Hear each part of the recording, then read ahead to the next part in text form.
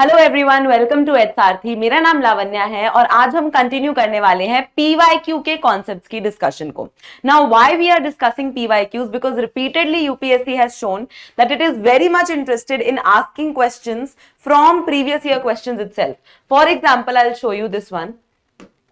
ये देखो, ये 2022 का क्वेश्चन है। क्वेश्चन किस पे है? Question is about the climate group.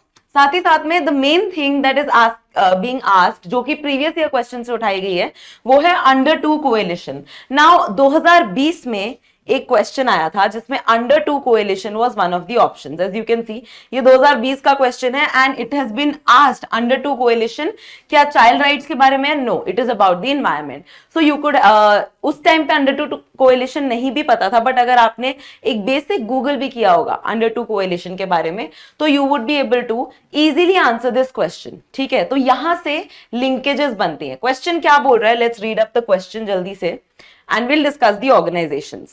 The Climate Group is an international non-profit organization that drives climate action by building large networks and runs them. Now this is a correct statement. ठीक, ये हमें इसीलिए पता होना चाहिए because हमने technically under two coalition के बारे में पढ़ा है, बिकॉज 2020 में आया था। ठीक, then international energy agency in partnership with climate group launched a global initiative EP100। Now this might be true, might not be true. ठीक, अभी हम देखेंगे कि हम किसको एलिमिनेट कर सकते हैं। So for instance, there is this fifth statement जो कहता है international energy agency is the secretariat to under two coalition. Now this is a wrong statement. क्यों? क्योंकि क्लाइमेट ग्रुप जिसके बारे में फर्स्ट स्टेटमेंट पूछा गया है वही है अंडर टू कोएलिशन का secretariat. And under two coalition पूछा जा चुका है। बेसिक गूगल सर्च इसके बारे में बता देगी। इनफैक्ट अंडर टू कोएलिशन की जो वेबसाइट है वो खोलते ही लिखा हुआ है, and I will show you कि क्या लिखा हुआ है, जिससे आप ये क्वेश्चन ए, सी और डी एलिमिनेट कर देंगे। 1, 3 एंड 4 पर आप पहुंच जाएंगे।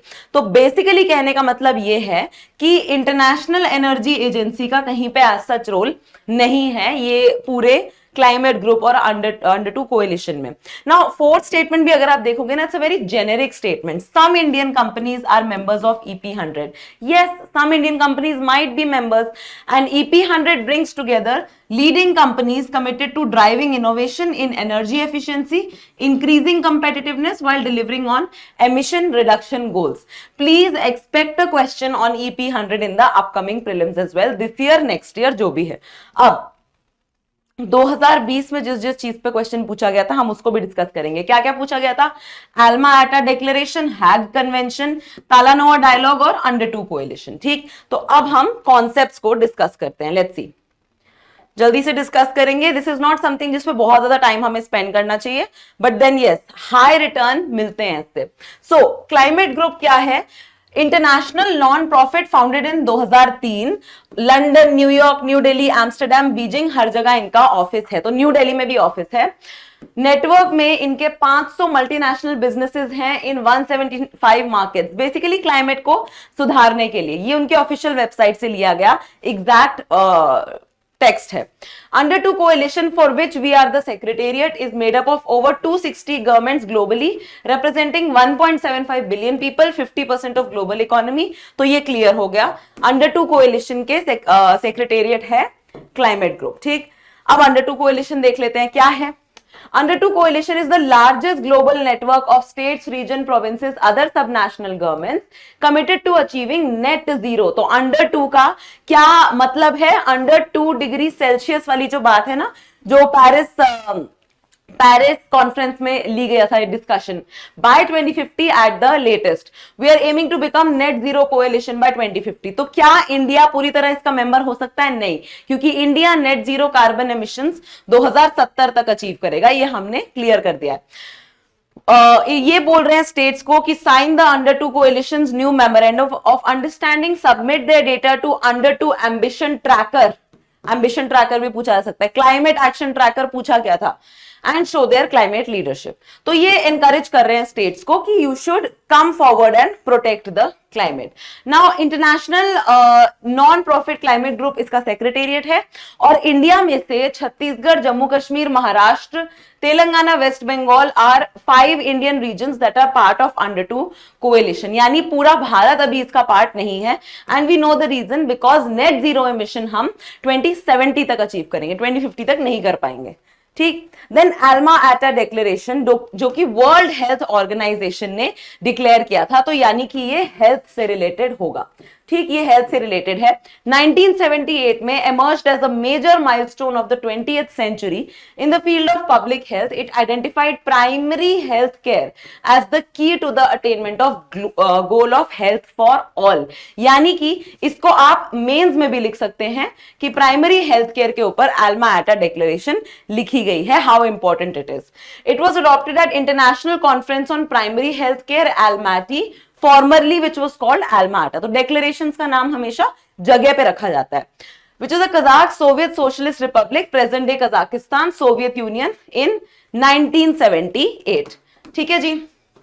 देन हैग कन्वेंशन, देखो Hague convention is about the international peace. ठीक है, जब वॉर होती है उसके बाद when we negotiate peace and everything, तो दो कन्वेंशन है, एक तो हैग कन्वेंशन है, एक जिनीवा कन्वेंशन है। ठीक है, तो we'll discuss about that. Hague conventions of 1899, बहुत पुरानी है ये, and 1907 are a series of international treaties and declarations negotiated at 2 international peace conferences at the Hague. Hague की क्या खास बात है? इंटरनेशनल कोर्ट ऑफ जस्टिस यही तो है। ठीक है, so it becomes important.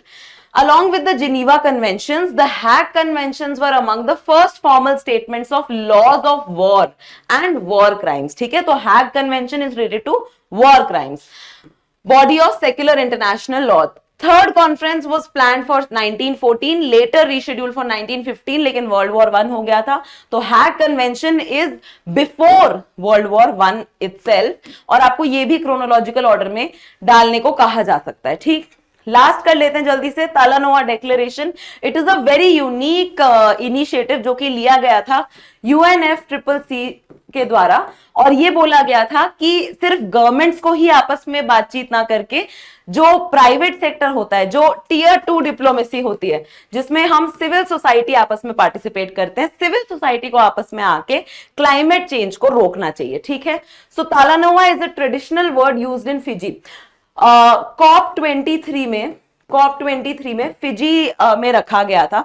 तो कॉप 23 में ये बोला गया कि एक साल तक तालानोआ डायलॉग को फॉलो करेंगे, एंड देन इवेंचुअली अगले साल हम रीइवैल्यूएट करेंगे कि कैसा रहा तालानोआ डायलॉग का डिक्लेरेशन। और अगले साल था कॉप 24, दैट वाज इन काटोवाइज, जो भी आप बोलना चाहें। ठीक, तो ये चीज याद रखना। Across the Pacific to reflect the process of inclusive, participatory and transparent dialogue. Fiji islands का ये डायलॉग है। Purpose of Talanoa is to share stories, build empathy, to make wise decisions for the collective good. Process of Talanoa involves sharing of ideas, skills, experience through storytelling. So climate change is not something जो बहुत ही ज्यादा abstract होना चाहिए, it is something that we all should work for, and that is what Talanoa is all about. So that's all for today's lecture. I will see you all in the next class. Bye bye.